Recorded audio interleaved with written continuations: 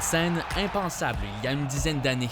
Le centre Vidéotron rempli de partisans du Canadien de Montréal. Moi, je suis un ancien des Nordiques de ma faire ruer, mais reste que, tu sais, on a un club au Québec, c'est le Canadien de Montréal. On est peut-être une dizaine de partisans des Nordiques ce soir, des milliers du Canadien, mais quand même, on est là.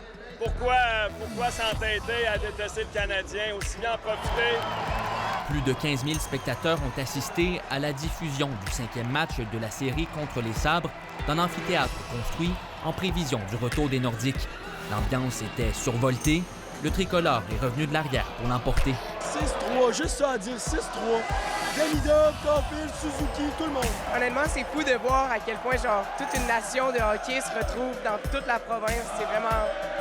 C'est malade. Cette effervescence se ressent également dans les boutiques spécialisées, où les ventes de chandails du Canadien ont explosé dans les dernières semaines.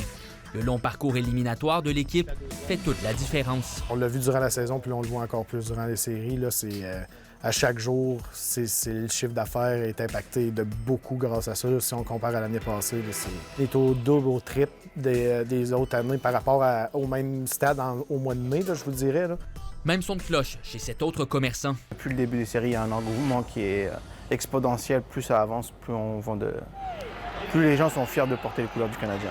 Moi, venant de France, j'avais jamais vu ça, qu'on vend autant de jerseys ou de chandails dans un si petit laps de temps, autant de chandails, c'est fou. Les restos-bars font aussi de bonnes affaires pendant les séries.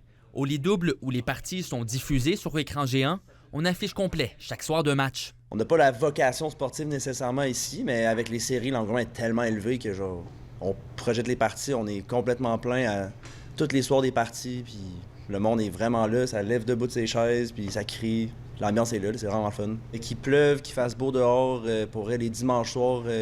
La dernière partie contre le Lightning de Tampa Bay, justement, c'était un dimanche, puis c'était fou. Chez les Remparts, on surveille de près les prouesses de Zachary Bolduc, qui a porté les couleurs de l'équipe pendant 2 saisons. Dans la série, on sait qu'il est capable de se servir de cette énergie-là pour la porter sur la glace puis amener son jeu à un autre niveau. Ce qu'il est en train de faire présentement avec les Canadiens. Simon Gagné a bien connu l'attaquant qui cumule 6 points en 12 matchs éliminatoires.